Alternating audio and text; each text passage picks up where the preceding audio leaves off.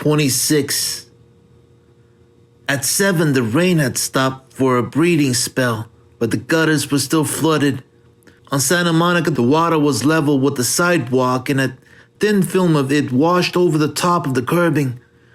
A traffic cop in shiny black rubber from boots to cap sloshed through the flood on his way from the shelter of the sodden awning. My rubber heels slitted on the sidewalk as I turned into the narrow lobby of the Fullweather building. A single drop light burned far back beyond an open, once-gilt elevator. There was a tarnished and well-missed spittoon on a gnawed rubber mat. A case of false teeth hung on the mustard-colored wall like a fuse box in a screen porch. I shook the rain off my hat and looked at the building directory beside the case of teeth. Numbers with names and numbers without names. Plenty of vacancies or plenty of tenants who wished to remain anonymous. Painless dentists, shyster detective agencies, small sick businesses that had crawled there to die, mail-order schools that would teach you how to become a railroad clerk or a radio technician or a screenwriter if the postal inspector didn't catch up with them first. A nasty building, a building in which the smell of stale cigar butts would be the cleanest odor. An old man dozed in the elevator on a ramshackle stool with a burst-out cushion under him. His mouth was open, his veined temples glistened in the weak light. He wore a blue uniform coat that fitted him the way a stall fits a horse. Under that, gray trousers with frayed cuffs, with white cotton socks and black kid shoes, one of which was slit across a bunion. On the stool he slept miserably, waiting for a customer. I went past him softly. The clandestine air of the building prompted me, found the fire door and pulled it open. The fire stairs hadn't been swept in a month. Bums had slept on them, eaten on them, left crusts and fragments of greasy newspaper, matches, a gutter imitation leather pocketbook. In a shadowy angle against the scribbled wall, a pooched ring of pale rubber had fallen and had not been disturbed. A very nice building. I came out at the 4th floor sniffing for air. The hallway had the same dirty spittoon and frayed mat, the same mustard walls, the same memories of low tide. I went down the line and turned the corner. The name L.D. Walgreen, Insurance, showed on the dark pebbled glass door. On a second dark door, on a third behind which there was a light. One of the dark doors said Entrance. A glass transom was open above the lighted door. Through it, the sharp bird-like voice of Harry Jones spoke, saying, "Canino." "Yeah, I've seen you around somewhere, sure." I froze. The other voice spoke. It had a heavy purr, like a small dynamo behind a brick wall. It said, "I thought you would." There was a vaguely sinister tone in that voice. A chair scraped on linoleum. Steps sounded. The transom above me squeaked shut. A shadow melted from behind the pebbled glass. I went back to the first of the 3 doors marked with the name Walgreen. I tried it cautiously. It was locked. It moved in a loose frame. An old door fitted many years past, made of half-seasoned wood and shrunken now. I reached my wallet out and slipped the thick, hard window of celluloid from over my driver's license. A burglar's tool the law had forgotten to proscribe. I put my gloves on, leaned softly and lovely against the door and pushed the knob hard away from the frame. I pushed the celluloid plate into the white crack and felt for the slope of the spring lock. There was a dry click, like a small icicle breaking. I hung there motionless, like a lazy fish in the water. Nothing happened inside. I turned the knob and pushed the door back into darkness.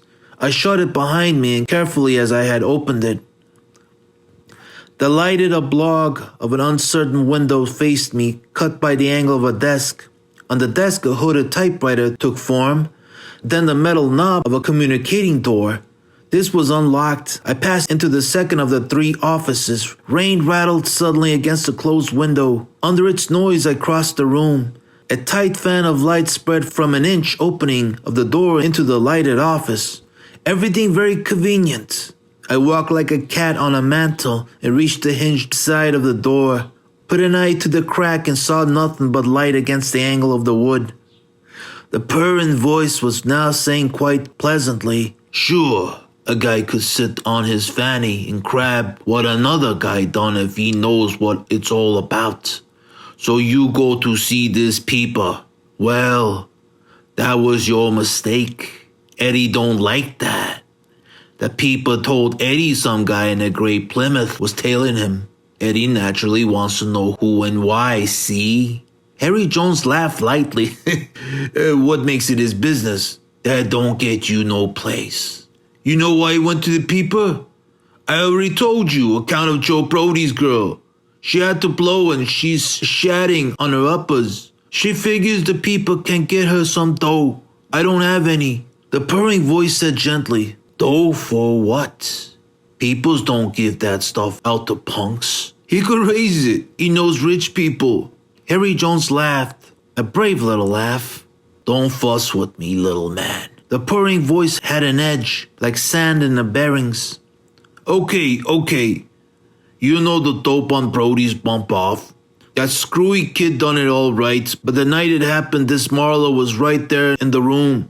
That's known, little man. He told it to the law. Yeah, here's what isn't. Brody was trying to peddle a nudist photo of the young Sternwood girl. Marlowe got wise to him. While they were arguing about it, the young Sternwood girl dropped around herself with a gat. She took a shot at Brody. She lets one fly and breaks a window. Only the people didn't tell the coppers about that. And Agnes didn't either. She figures it's railroad fare for her not to. This ain't got anything to do with Eddie. Show me how. Where's this Agnes at? Nothing doing. You tell me, little man. Here, or in the back room where the boys pitch dimes against the wall. She's my girl now, Canino. I don't put my girl in the middle for anybody. A silence followed. I listened to the rain lashing the windows. The smell of cigarette smoke came through the crack of the door. I wanted to cough. I bit hard on a handkerchief. The purring voice said, still gently, "From what I hear, this blonde broad was just a shill for Geiger. I'll talk it over with Eddie. How much you tap the people for?" 2 centuries. Get it? Harry Jones laughed again. "I'm seeing him tomorrow. I have hopes. Where's Agnes? Listen, where's Agnes?" Silence. "Look at it, little man." I didn't move. I wasn't wearing a gun. I didn't have to see through the crack of the door to know that a gun was what the purring voice was inviting Harry Jones to look at.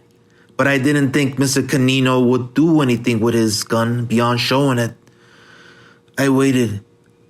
"I'm looking at it," Harry Jones said, his voice squeezed tight as if it could hardly get past his teeth. "And I don't see anything I didn't see before.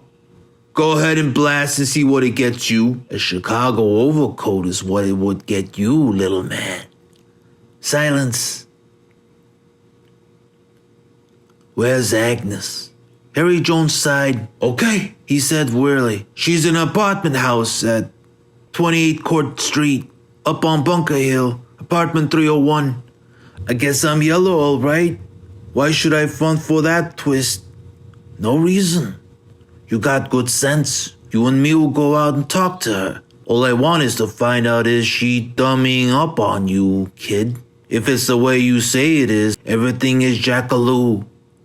You can put the bite on the people and be on your way. No hard feelings." "No," Harry Jones said. "No hard feelings, Canino." "Fine, let's dip the bill. Got a glass?" The purring voice was now as false as an usherette's eyelashes and as slippery as a watermelon seed. A drawer was pulled open, something jarred on the wood, a chair squeaked. A scuffing sound on the floor. "This is bound stuff," the purring voice said. There was a gurgling sound. "Moths in your ermine, as the ladies say," Harry Jones said softly. "Success." I heard a sharp cough, then a violent retching. There was a small thud on the floor. as if a thick glass had fallen. My fingers curled against my raincoat. The purring voice said gently, "You ain't sick from just one drink, are you, pal?" Harry Jones didn't answer. There was labored breathing for a short moment. Then thick silence folded down. Then a chair scrapped. "So long, little man," said Mr. Canino. Steps, a click, a wedge of a light died at my feet. A door opened and closed quietly. The steps faded, leisurely and assured. I stirred around the edge of the door and pulled it wide and looked into blackness, relieved by the dim shine of a window. The corner of a desk glittered faintly. A hunched shape took form in a chair behind it. In the close air there was a heavy clogged smell, almost a perfume. I went across the corridor door and listened. I heard the distant clang of the elevator. I found the light switch and light glowed in a dusty glass bowl hanging from the ceiling by 3 brass chains. Harry Jones looked at me across the desk, his eyes wide open, his face frozen in a tight spasm, the skin blush. His small dark head was tilted to one side. He sat upright against the back of the chair. A streetcar bell clanged at an almost infinite distance, and the sound came buffeted by innumerable walls. A brown half-pint of whiskey stood on the desk with the cap off. Harry Jones' glass glinted against the caster of the desk. The second glass was gone. I breathed shallowly from the top of my lungs and bent over the bottle. Behind the charred smell of the bourbon, another odor lurked, faintly, the odor of bitter almonds. Harry Jones dying had vomited on his coat. That made it cyanide. I walked around him carefully and lifted a phone book from a hook on the wooden frame of the window. I let it fall again, reached the telephone as far as it would go from the little dead man. I dialed information. The voice answered. "Can you give me the phone number of apartment 301, 28 Court Street?" "One moment, please." The voice came to me borne on the smell of bitter almonds, a silence. "The number is Wentworth 2528. It is listed under Glendower Apartments." I thanked the voice and dialed the number. The bell rang 3 times, then the line opened. A radio blared along the wire and was muted. A burly man voice said, "Hello?